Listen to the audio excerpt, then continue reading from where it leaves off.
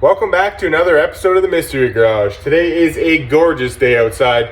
We also have the red GTI back in the shop, and today we're going to get to work on it. It is unfortunately the last day this car is going to be in the shop, just because it is time to get it back to the owner. So as promised last episode, we're going to get to work on doing a rear disc brake upgrade, finish off a couple loose ends, and this car is ready to go. So stay tuned.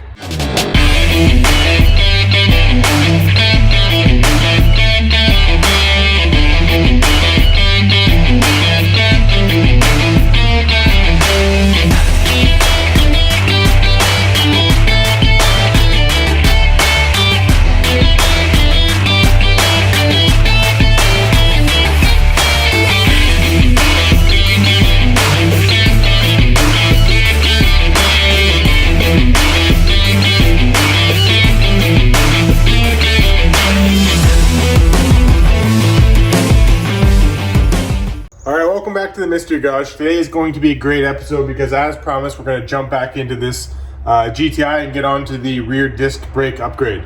Now one of the things I want to preface this with is this process works with Mark 1, 2s and 3s, basically all the same. So if your car came with drums, you can repeat this process for any one of those cars, which is why I thought this was a very good thing to show on the channel separately from any other episode that I kind of rushed through.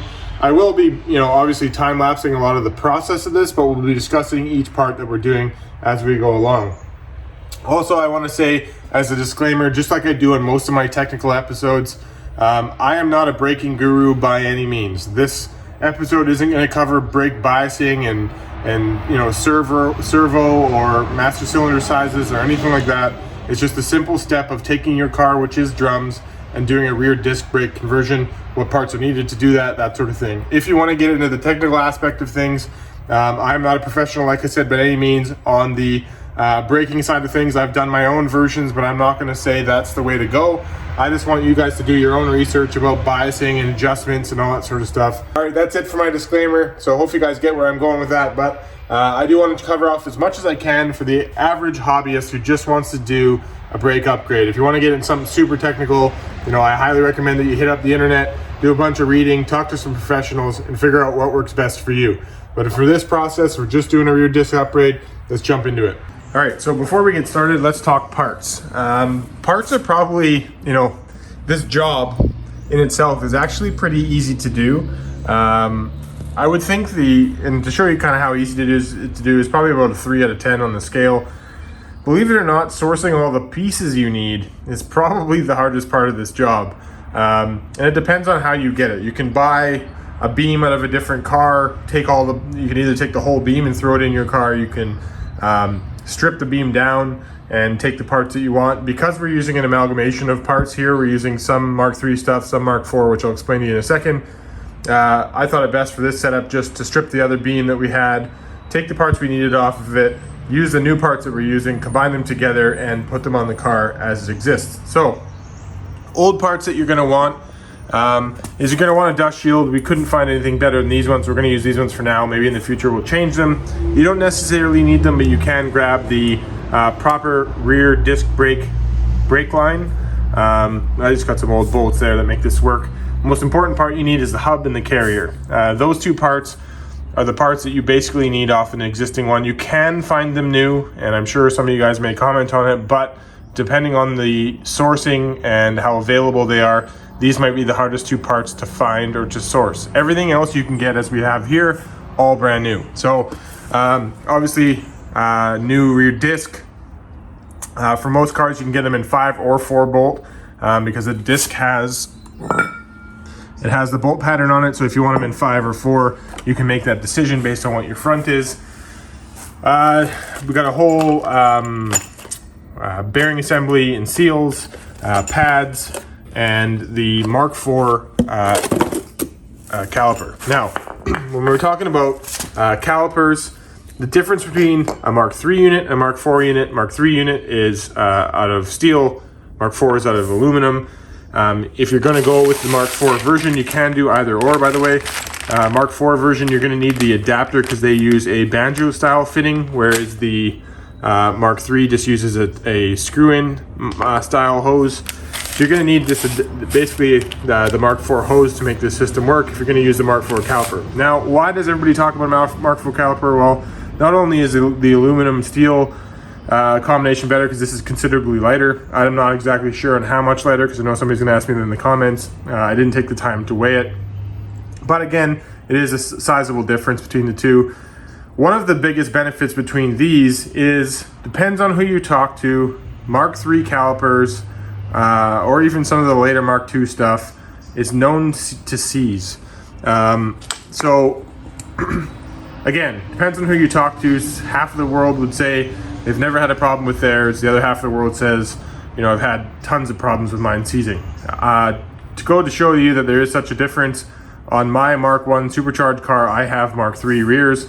I've never had an issue with them seizing. However, there are plenty of people I have talked to that have had problems with them seizing. And funny enough, this Mark III is the beam that was bought. Both of them are seized. So it goes to show it can happen.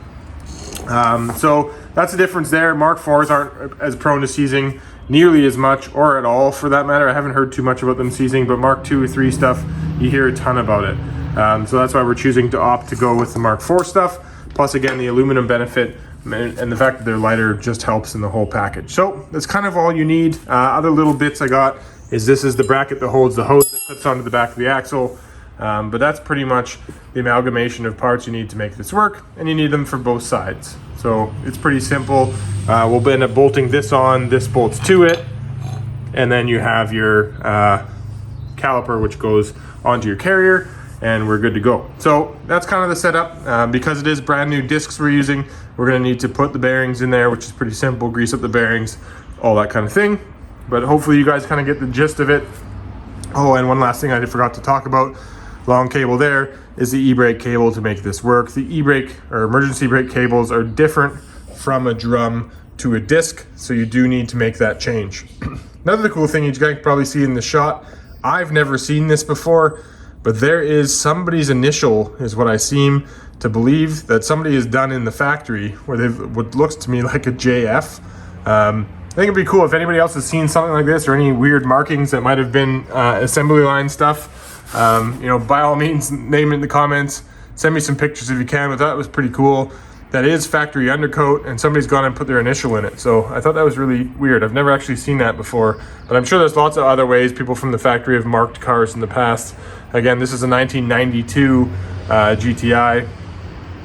So kind of a cool fact, but interesting. I saw that when I was doing a bunch of work on the car in previous episode. Anyway, so first things first, let's go ahead and strip the beam of all this disc brakes or drum brake stuff, and then we'll go ahead and show you how to throw all this stuff on. Let's do it. I came from the mud, there's dirt on my hands, strong like a tree, there's roots where I stand. Oh, I've been running from the law, hope they won't shoot me down soon.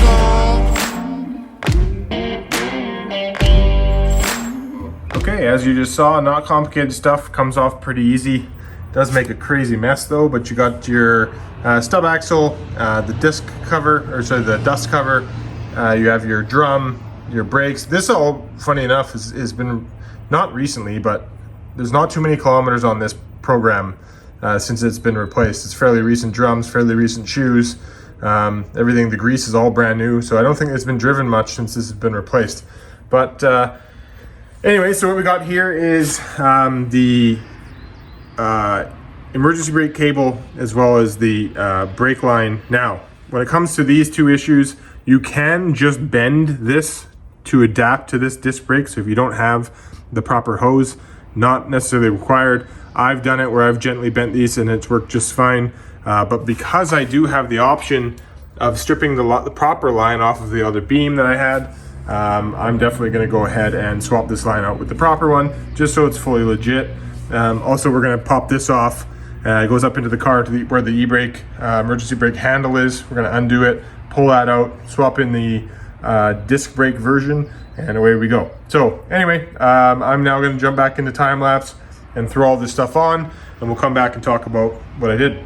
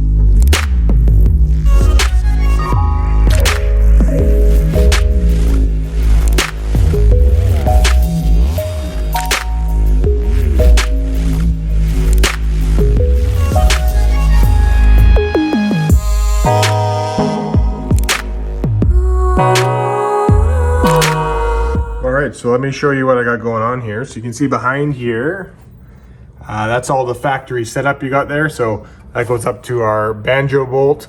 And then we got the factory line. Like I said, this is the true rear disc brake. Now you can, as you saw when we removed the old line, you can just bend the old line and it'll work just the same. It is a little bit long, but you can kind of do a loop if you want, or you can kind of bend it back here a little bit where it's not rubbing anything and it can bolt up. But this is the true one we wanted. Another thing I wanted to show you is I'm getting to the point now where I'm ready to bolt on this carrier. Now again, this carrier, like most of you guys, will probably end up using used ones. It's important to double check, sorry, I'm gonna try and do this with one hand, that you've cleaned and greased these slides. I pull them out, I clean them up, I re-grease them, and I put them back to make sure you get lots of, sorry, I'm trying to do this with one hand, but you can see you want lots of nice grease movement, because this is what allows the caliper as you're hitting the brake to find its proper position. So you want to make sure that these are well lubed. When we first took these apart, these were seized as well. So I wanted to make sure I cleaned them up really well. And we'll go ahead and bolt them on. They bolt on, you can't really see it, but there's a bracket right here that they bolt onto. So I'm gonna go ahead and do that. Another thing I wanted to show you is just behind me here on the ground is a drift set. If you're gonna be buying brand new discs, you're gonna want to purchase one of these. Now these sets are, I always had this hanging around, but they're fairly inexpensive depending on where you live. If you have access to like a Harbor Freight, or for us in Canada, Princess Auto is a great place to pick this kind of stuff up. It's just a multiple outer race drift set. You can swap the ends on, and they're chamfered a little bit. You can see there to fit the outer races of, you know, brakes and all that kind of stuff, just like this. So it gives you multiple sizes depending on what you're using, but it's good to have in your toolbox. I think it's like 15 bucks or something. It's not very expensive. You buy it once, just keep it. You always have it around. It's come in handy for me a lot. You want to make sure you're applying a lot of grease, and we are basically ready to go. So I'm going to go ahead and continue bolting stuff on.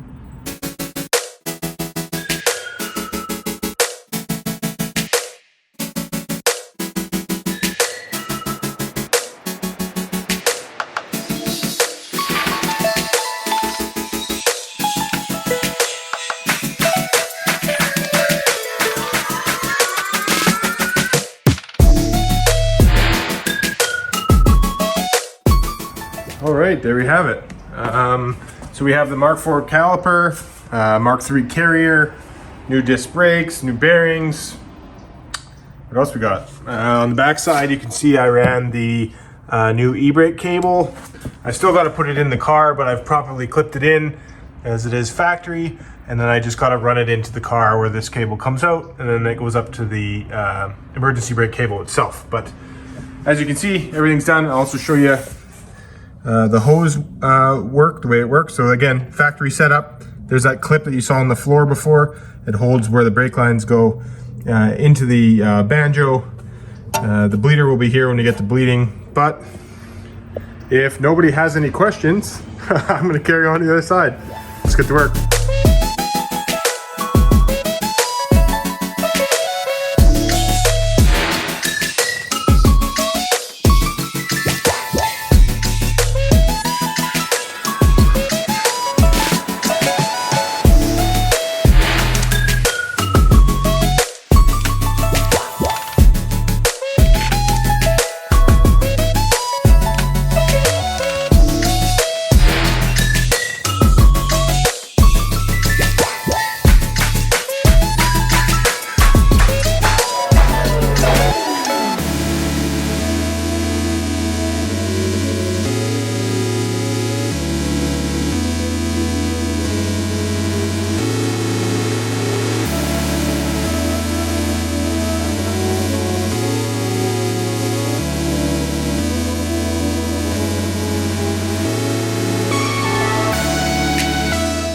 All right, got this side all done. As you saw, got the e-brake all hooked up. I haven't finalized that yet just because I want to make sure that once I've bled everything that I'm doing the e-brake afterwards. Okay, so now filled the brake reservoir all the way up. I'm leaving the cap off. Since I'm a one-man show, I use this little vacuum bleeder to pull fluid out of the breather if you're obviously have somebody over or a friend or whatever that can pump the brakes, works for you. But I got to do this on my own, so this is what I use. Again, you just pump it and it creates a vacuum and it sucks the fluid through, and then you can make sure you're watching for air bubbles in the clear line. Once the air bubbles stop, this starts filling with fluid, you're good to go. So I'm going to go ahead and get this started. You guys can watch in time lapse.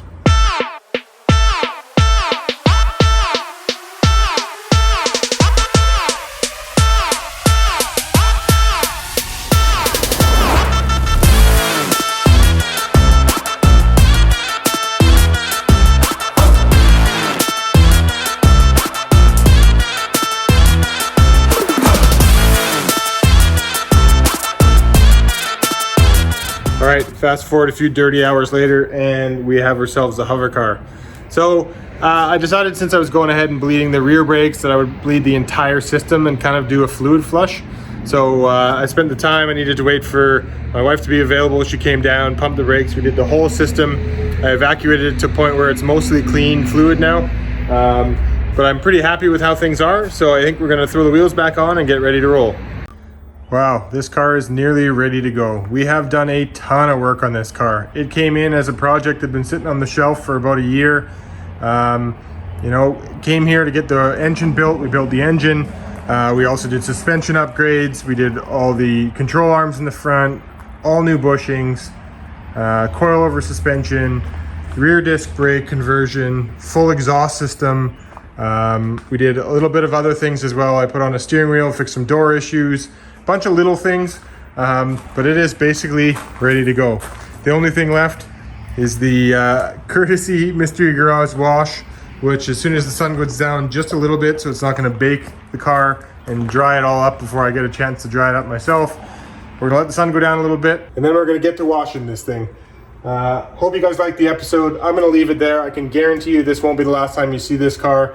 It'll be around a little bit more. As far as the project constantly developing, I'm sure that'll be the case. The owner will take it from here. Thank you very much for watching. Really do appreciate it. Leave your feedback in the comments. Love to hear what you guys have to say. Until next time, take care. I came from the mud. There's dirt on my hands. Strong like a tree. There's roots where I stand. Oh, I've been running from the law.